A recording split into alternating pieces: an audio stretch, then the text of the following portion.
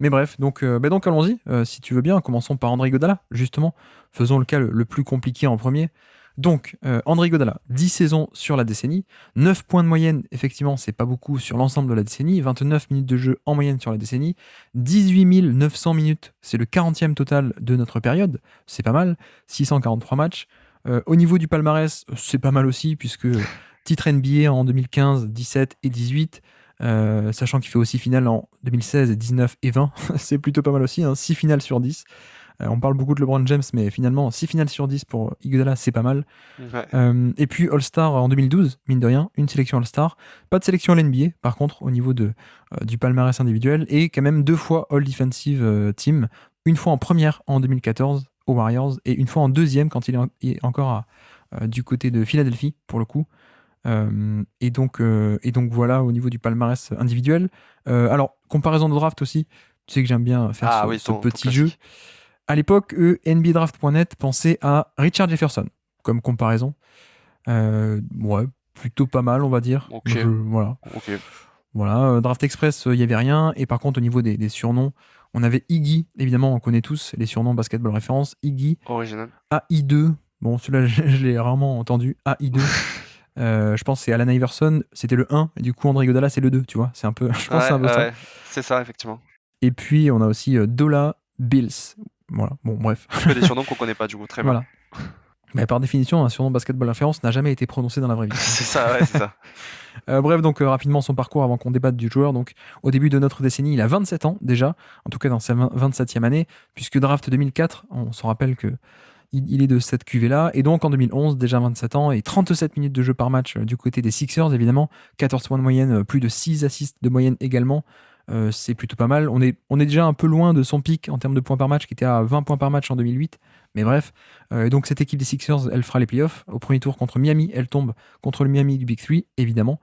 En 2012, saison 2012 pour Iguodala, 36 minutes de jeu en moyenne. All-Star, cette saison-là, on en a parlé.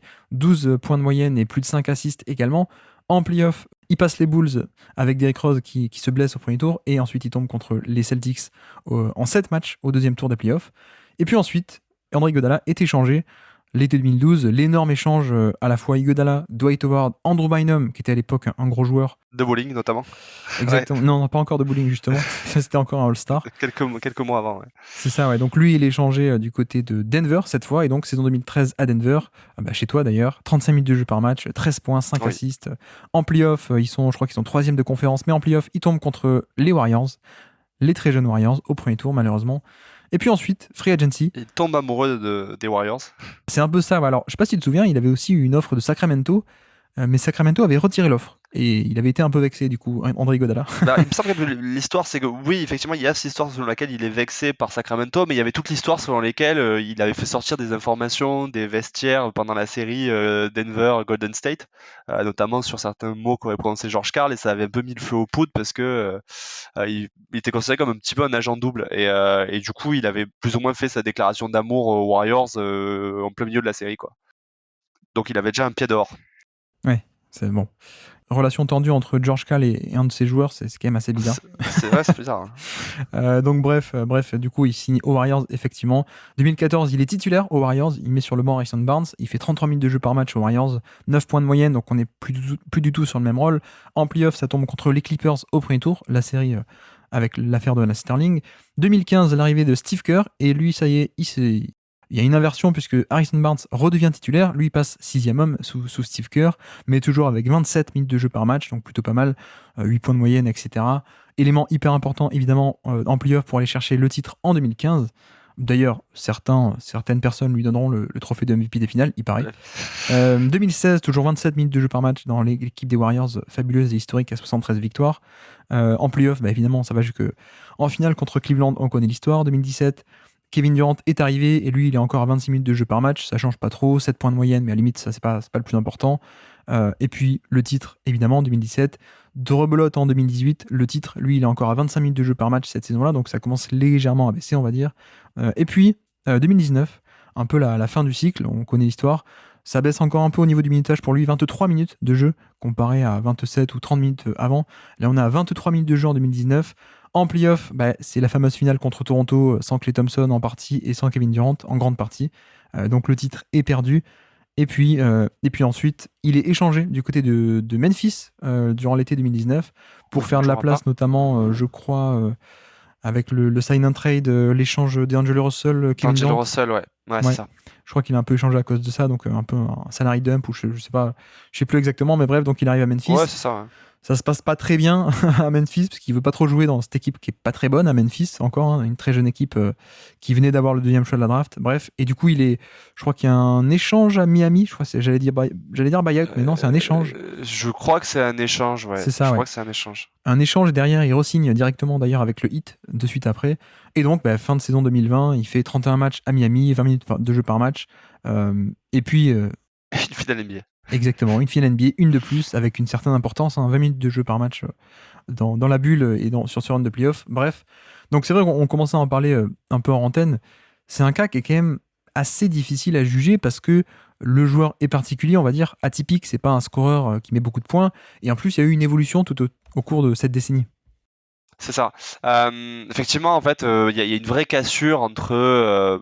Déjà, je pense entre l'année à Denver et la première année aux Warriors, comme tu dis, où effectivement, on sent qu'il change de rôle et lui qui a toujours été, parce que ça, c'est quand même, je pense, important de le signaler, c'est que tout au long de sa carrière, même si en arrivant aux Sixers, on a pensé à un moment donné que ça pouvait être un joueur de premier rôle, ça a toujours été beaucoup plus un facilitateur et un joueur très très altruiste et probablement un des ailiers justement les plus sur lesquels, quand on a créé ce prototype, on parle plus trop de all-around player. Euh, il était un des prototypes clés, je trouve. Et tout au long de sa carrière, ça a été vraiment un joueur qui était vraiment, il y avait une mentalité de passeur avant tout. Entre l'année à Denver et l'année aux Warriors, on sent que vraiment il passe dans un truc où il laisse le scoring de côté. Il se dit que c'est plus vraiment son affaire et il devient vraiment un facilitateur au service de Stephen Curry et Klay Thompson notamment. Et il s'imbrique parfaitement bien dans cette équipe des Warriors qui est en train de révolutionner le jeu, que ce soit par l'utilisation du tir à longue distance, mais aussi par la manière d'attaquer avec cette motion offense et aussi la manière de défendre avec vraiment cette explosion de la défense en switch dont ils sont probablement la principale les principaux promoteurs. Et André Godin, je trouve que c'est vraiment un ciment de cette équipe de Golden State parce que finalement il fait tout ce dont l'équipe a besoin et il favorise l'arrivée de ce switch et de ce small ball parce qu'il peut défendre à peu près 4 positions et qu'offensivement il sort très bien de cette attaque où finalement les joueurs autour compensent un peu cette lacune de shooter qui n'a jamais été par sa capacité à les trouver, quoi. Je suis d'accord, et même, tu vois, tu parles de cassure après Denver, la saison 2013, il fait la seule année à Denver, en termes de scoring notamment. Je suis d'accord, mais tu vois, même à Denver, et je pense que tu t'en souviens d'autant plus que tu étais fan de Denver, enfin, tu l'es encore fan de Denver, mais même à Denver, il est à 13 points par match, quoi. Ce qui est déjà pas beaucoup pour son statut de star, on va dire. Et même à Denver, moi j'ai le souvenir que c'était un peu le go-to guy, un peu par défaut, on peut dire. En tout cas, c'était une équipe Ouais, avec beaucoup de responsabilités, très diluées un peu partout. Des Tyleson, des Iguodala, enfin voilà, plein de joueurs, des Gallinari, Wilson Chandler, etc. c'est Euh, ça. Je dirais qu'effectivement, non, mais effectivement, il est pas dans un registre de scoreur principal, hein. À l'époque, c'était Danilo Gallinari et Ty Lawson qui étaient les deux principaux scoreurs des Nuggets. Par contre, c'est pour moi le principal porteur de ballon de l'équipe. ouais, Et c'est ouais. la dernière année où il a vraiment ce rôle de go-to guy. Parce que même s'il est encore titulaire à Golden State, on sent que ça y est, il se met en retrait et maintenant c'est juste un facilitateur qui va passer la balle dès qu'il va trouver une occasion, alors que c'est le porteur de balle à Denver, c'est celui qui mène, qui remonte la balle, qui mène les contre-attaques, chose qu'il ne fera plus jamais ensuite aux Warriors, quoi. Oui, oui, bien sûr, Sauf en oui. sortie de banc. Ouais. Warriors, c'est plus du tout une des deux premières options d'attaque, alors qu'à Denver, c'était encore quelqu'un qui était l'initiateur principal, on peut dire comme ça peut-être, ouais. C'est ça. Ouais. Mais effectivement, il n'y a pas le côté scoring qu'on a d'habitude, entre guillemets, avec des stars. Et en fait, déjà, en 2011, au début de notre décennie, il est déjà, je trouve, un peu dans ce rôle de point forward. Finalement, plus que de go-to guy, où il s'était un peu testé sur la décennie d'avant. On voit des totaux de points par match qui étaient beaucoup plus impressionnants sur la décennie d'avant. J'ai dit 20 points par match en 2008, notamment, il me semble. Même encore 17 points par match l'année d'avant. Là, dès 2011, on est déjà plus sur un profil, on va dire, point forward, star, plus que go-to guy du scoring. avec notamment, on regarde au niveau des usage, donc du volume d'utilisation, jamais au-dessus des 20%, donc jamais au-dessus de la moyenne, on va dire. C'est pas énorme, hein, 20% d'usage.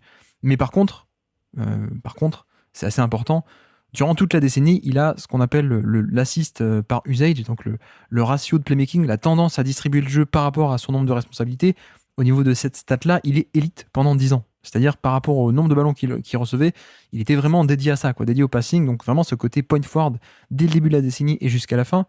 Et finalement, c'est vrai que, comme tu dis, on a aussi cette perte de scoring qui fait que on a peut-être un peu envie de dire presque côté Golden State que c'était plus un role player de grand luxe, plus que, on va dire, l'initiateur star passeur qu'il a pu être jusqu'à Denver, c'est ça? Ouais, voilà, c'est ça. C'est-à-dire qu'effectivement, son usage se dilue, mais il y a aussi cette influence sur la balle et cette capacité à la porter qui met complètement en retrait. Et chose qui, je trouve, en plus, enfin, tu dis que c'est au niveau de la décennie, mais même la décennie d'avant, en fait, il a toujours eu cette tendance à être un gros passeur. Et je pense Oui, que il abandonne un petit peu entre la saison 2008 et 2009, où on voit il a un dernier pic en playoff en termes de scoring. Et bon, bah, ça fonctionne pas. Il se dit, je passe à autre chose parce que finalement, c'est pas là-dedans que j'excelle. Et je pense que d'ailleurs son transfert à Denver était un petit peu lié à ça, c'est-à-dire que les Sixers cherchent justement un joueur qui peut jouer cette première option et se penche vers Bainoum et se dit ok, Iguodala finalement il a ce côté role player plus. Et bon bah finalement il s'en détourne aux Warriors parce qu'il se rend compte qu'il y a de vrais gros scoreurs et que lui il peut jouer le facilitateur. Et je trouve que c'est marrant parce que pour moi, en tant que sixième homme à Golden State, c'est le prototype du joueur qu'on devrait récompenser comme le sixième homme ultime en fait, parce que il est ce que l'équipe a besoin et si un soir il a besoin du scoring, bon bah ok, il va s'y mettre, mais c'est secondaire quoi. ouais. Non, non, mais effectivement, il y a ce côté, il y a ce côté vraiment intelligence et passing et vraiment dédié à ça, on va dire. Après, c'est vrai que faut pas non plus rester sur l'idée peut-être du Iguodala très récent, qui est vraiment, vraiment du role player de chez role player. Même à la fin à Miami, en début de décennie et même jusqu'à quelques années Golden State, avant que ça commence un peu à décliner, mais même au milieu du cycle Golden State, c'est encore quelqu'un qui peut faire un peu de scoring quand même. Alors c'est pas des gros volumes, mais il peut un peu scorer quoi. C'est pas comme le Iguodala 2022 quoi. Je veux dire, faut C'est pas ça, non, mal non, se c'est juste souvenir qu'il quoi. choisit sa soirée. Il C'est choisit sa ça, ouais. soirée, Ouais, et ouais. puis il y a d'autres soirs, il va rester beaucoup plus en retrait. Mais je pense qu'on peut dire que même en 2018-2019, les absences d'Igodala pesaient lourd, notamment en playoff, sur la faculté des Warriors à s'adapter, en fait. Ouais. J'ai souvenir que bah, dans la série, enfin dans les deux séries face aux Rockets, pour moi, il est déterminant. Oui, Euh, oui, bien sûr. donc ouais, non, non, il y a les blessures qui l'embêtent pendant la campagne de playoff de 2019. Mais effectivement, avant de quitter la franchise, pour moi, c'est encore ouais, un joueur clé pour Golden State, quoi. Après, c'est vrai que le label, si on le labellise role player, il y a peut-être une connotation un peu négative, mais c'était vraiment comment dire, le grand, grand luxe des role players, quoi. Et peut-être même, on peut dire la star des role players, ce genre de formulation peut-être est un peu meilleur, mais vraiment quelqu'un qui, offensivement, donc, était un porteur de balle excellentissime à mettre à côté de shooters sans ballon comme Stephen Curry et comme Klay Thompson, évidemment, qui a un peu de scoring à l'occasion, qui d'ailleurs a un énorme impact en transition, qui faisait aussi beaucoup de bien. L'intelligence de jeu, le jeu sans ballon, etc. Donc il y a tout ce côté attaque où c'est pas un scoreur à 25 points par match, mais il y avait de la valeur, il y avait une très très belle valeur. Et puis surtout, on n'en a pas encore parlé, mais l'impact principal venait aussi du fait qu'en défense, c'était quelqu'un qui était vraiment élite, non?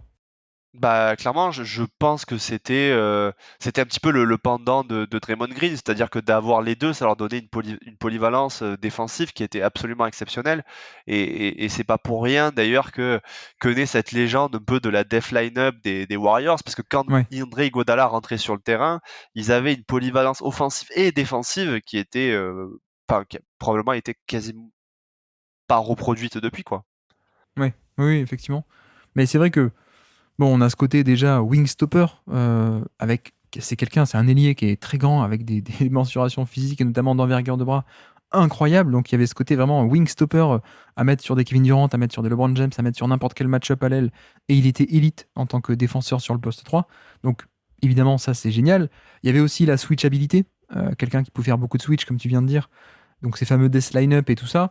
Et le fait de faire autant de switch, ça avait une valeur structurelle dans le sens où c'était pas un attaquant fabuleux, c'était pas un attaquant avec un shoot à 3 points de malade mental, mais c'était quand même mieux que un vrai intérieur, quoi. C'est-à-dire que tu mets André Iguodala, bon, c'est que 34% à 3 points, donc à peine à la moyenne, mais c'est quand même mieux en termes de spacing que Andrew Bogut ou que David Lee, quoi. Donc il y avait cette valeur structurelle que permettait de faire le switch, notamment. Et puis, autre aspect également très important avec Iguodala, au-delà de la défense sur l'homme, c'était, je trouve, l'activité. Défense collective. Ouais, c'est ça, la défense collective, la défense off-ball qui était magnifique, quoi, avec peut-être sans doute Draymond beaucoup plus cérébral et beaucoup plus dans le côté défense collective en termes de protection du panier, faire le rebond et tous ces trucs d'intérieur, on va dire. Iguodala, c'était moins ce côté défense d'intérieur, mais plutôt le côté playmaker de folie avec des bras très longs, des mains incroyables, un QI basket et un prédateur, on peut dire, au niveau du playmaking et au niveau des lignes de passe, quoi. C'est ça, et puis je trouve qu'il y a quand même ce défenseur capable de combler des brèches, c'est-à-dire qu'il y a eu une période où aujourd'hui on dit encore beaucoup que Stephen Curry c'est un joueur qui peut se cibler alors que finalement c'est plus très vrai, mais il y a eu une période où c'était le cas et le fait d'avoir André Iguodala ça permettait aussi de cacher des joueurs en défense parce que il avait cette capacité finalement à défendre sur un joueur et demi qui était assez formidable. Et donc entre ce côté playmaker défensif et cette faculté voilà, à combler un petit peu les brèches. Je trouve que ouais, ça faisait des Warriors une équipe particulièrement impressionnante. Et d'autant plus quand Kevin Durant arrive avec ses 2,13 m en tant qu'ailier, et où là, bon bah, bonne chance avec un joueur qui a justement cette capacité de second rideau alors que c'est pas son poste, et les deux autres qui étaient effectivement Draymond Green dans ce rôle très cérébral, très communicant, et Iguodala un petit peu en chien de garde. Enfin, je trouve que son adaptabilité fait que à toutes les périodes chez les Warriors, il a pu peser et sa défense était clé, quoi. Oui, effectivement, je pense que on pourrait continuer longtemps à faire des louanges sur sa défense. Bah d'ailleurs, tiens, on a fait Klay Thompson avec toi au niveau du classement, qui avait été un épisode très beaucoup commenté du coup. Comment tu situerais un peu l'importance d'Iguodala dans la hiérarchie des Warriors, on va dire au début, quand il est encore en pleine possession de ses moyens et avant qu'il y ait un peu un déclin physique. Comment est-ce que toi tu le situerais en termes d'importance parmi tout donc les autres Warriors à l'époque? Ouais, en fait, c'était une des questions que je me posais, notamment pour le positionner dans le classement, et je lorgnais un petit peu sur Klay Thompson en me disant, mais est-ce qu'il est devant, est-ce qu'il est derrière, et c'est pas si évident. Euh, Déjà, il y a deux temps pour répondre à ta question, c'est-à-dire qu'il y a la période pré-Durant et Ouais. la période d'avant. Euh, Sachant que Durant arrive et ça coïncide avec son déclin physique aussi, quoi. C'est pas que l'arrivée de Durant, quoi. C'est ça. Mais d'un côté, j'ai du mal à me dire que les Warriors auraient pu être cette machine offensive s'il n'y avait pas eu ce duo Stephen Curry, Klay Thompson qui était absolument intenable en attaque. Ouais. Et d'un autre côté, Iguodala, c'est un rouage qui permet à cette équipe d'être élite en défense et probablement d'aller chercher le titre avec ça. J'aurais tendance à dire que y a Stephen Curry et Draymond Green et qu'il y a Klay Thompson et André Iguodala, quoi. Ouais, il y a peut-être bataille avec les Thompson sur certaines années, quoi, on va dire. C'est ça. Ouais. Et après, et au final, je me dis, à partir du moment où il y a Kevin Durant, est-ce que s'il avait gardé son niveau, il n'aurait pas été encore plus important que les Thompson? Parce que finalement, avec Kevin Durant et Stephen Curry, offensivement, Oui, c'est vrai. t'avais Oui. déjà ce qu'il te fallait, quoi. Non, mais après, c'est vrai que au-delà de ce déclin commence à arriver autour de 2017, donc 2017, 2018, 2019, c'est plus aussi bon qu'avant et ça se voit notamment dans le minutage. Bon, c'était quand même important, hein, un élément très important, mais qui a plus un rôle aussi énorme, on va dire. Mais bref, donc, si on compte un peu les saisons, on va dire qu'il y a 3 top saisons Warriors peut-être et 3 très bonnes ensuite. Et Ouais, je pense que c'est ça, hein. à ça, il faut aussi rajouter donc la saison très bonne en 2013 avec Denver.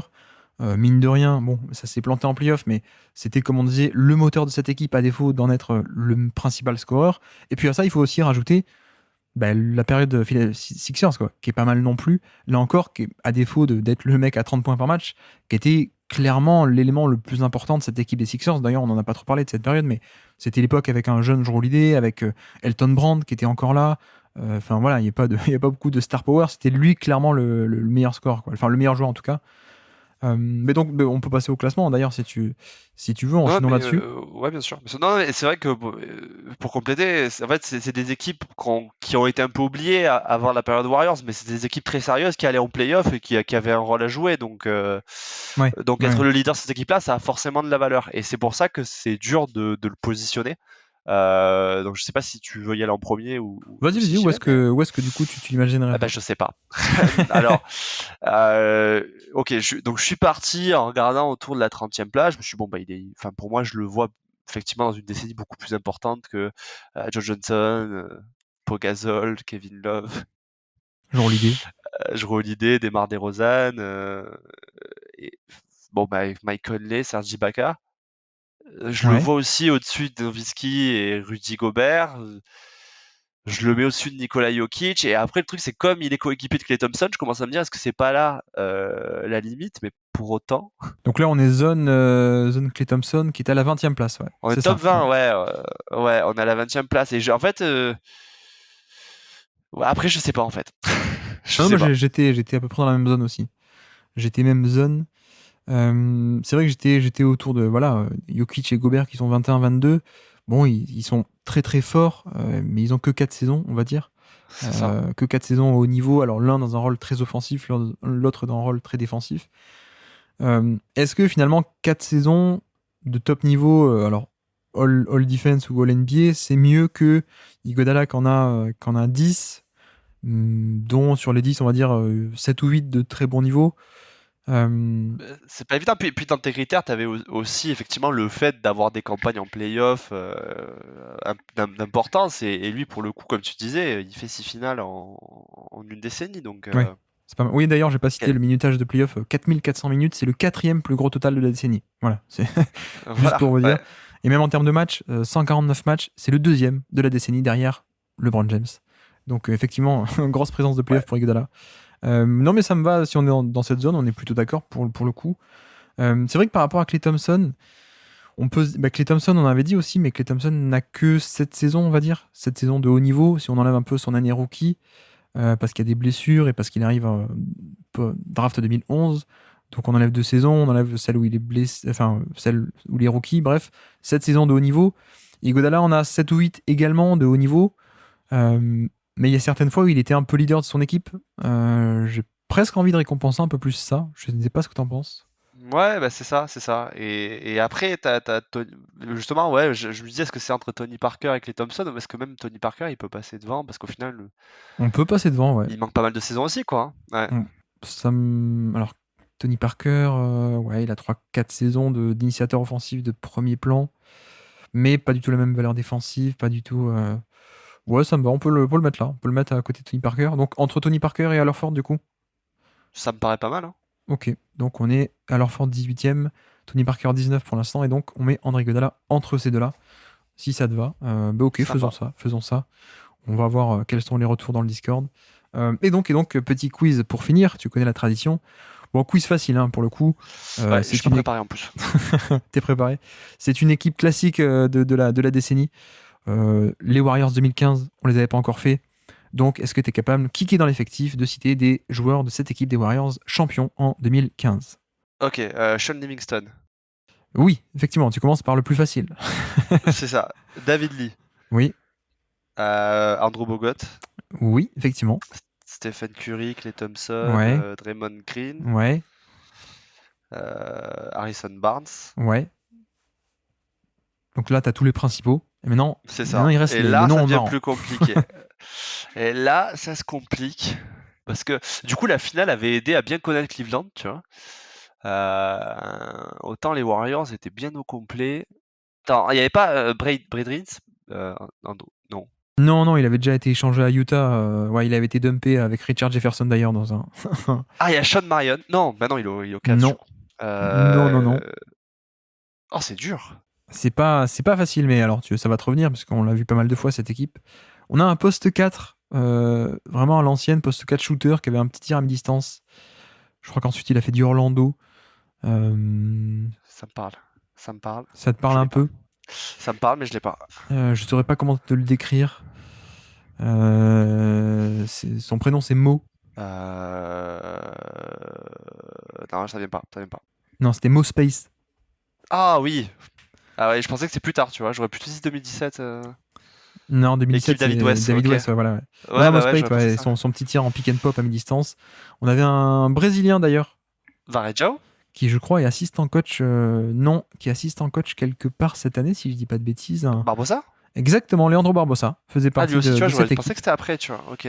On avait quelqu'un qui a des frères en NBA, qui a 2 frères en NBA d'ailleurs. Un Zeller? Non, il a 2 frères et actuellement il joue Un avec. Plumlee? Non, il joue avec un de ses 2 frères d'ailleurs. Il est à Atlanta cette année. Il jouait déjà avec un de ses 2 frères à Indiana il y a pas longtemps. Et son autre frère, c'est le meneur titulaire du champion 2021. Moi, je suis nul, c'est pas possible. Il aime bien partir en vacances. Je l'ai pas, c'est terrible. C'est Vas-y. Bah, c'est un des frères Holiday, allez, un des frères Holiday, mais il me faut le prénom quand même. C'est Justin? Exactement, Justin Holiday est dans cet Ah effectif. ouais. Aucun souvenir, tu vois. Tu y es arrivé sans indice. Ah ouais, non, mais Justin putain. Holiday. Il aime bien partir en vacances. Je me dis, attends, putain, ah ouais, Ah oui, non, mais plus la saga avance, plus les indices sont nuls. Hein. Ça, effectivement. On avait un pivot, tu t'en souviens sans doute, un pivot qui avait fait des trucs, un pivot assez athlétique, qui avait fait des trucs pas mal, qui avait signé à Portland et qui avait plus jamais joué parce qu'il s'était blessé. Non, mais j'ai un problème qui me vient, c'est J.J. Jackson, mais c'est pas ça? Non, c'était un pivot de Vanderbilt. D'ailleurs. Blatch? Non. Il avait un prénom festif. Il avait un prénom très festif. Ah, Ezeli. Festus Ezeli, effectivement. Bon, je vais t'épargner les derniers parce que je vois que t'es pas en grande forme. Ah non, je suis pas en forme. Mais ouais, en plus, quand tu me le dis, je me dis, ah oui, mais ouais, non, ça vient pas. On avait Brandon Rush qui était par là. Brandon Rush. Ok. On avait Kuzmic. Moi, je me rappelle Je pas m'en de souviens qui plus. était Kuzmic. Non, je m'en souviens plus. Et on avait le fils d'une légende de NBA qui, pendant un temps, avait été vu comme le futur premier choix de la draft. C'était James Michael McAdoo, le fils de Bob McAdoo. Qui était, Lui, tu aurais pu me dire ce que tu voulais, je l'aurais pas trouvé. Bon, en fait, t'as Autant Justin Holiday, j'ai honte, mais. t'es allé très très vite sur la rotation principale et ensuite t'as calé complètement. Ce que je t'ai dit, c'est que genre tu m'aurais demandé leur adversaire de finale, j'aurais eu plus de facilité parce qu'on a vu tous les joueurs sur le terrain. Autant les Warriors, ils étaient, Ouais. je veux dire, à part David Lee qui est sorti un petit peu qui est revenu dans la rotation, mais sinon, Effectivement. j'ai l'impression qu'ils ont joué la même rotation tout le long.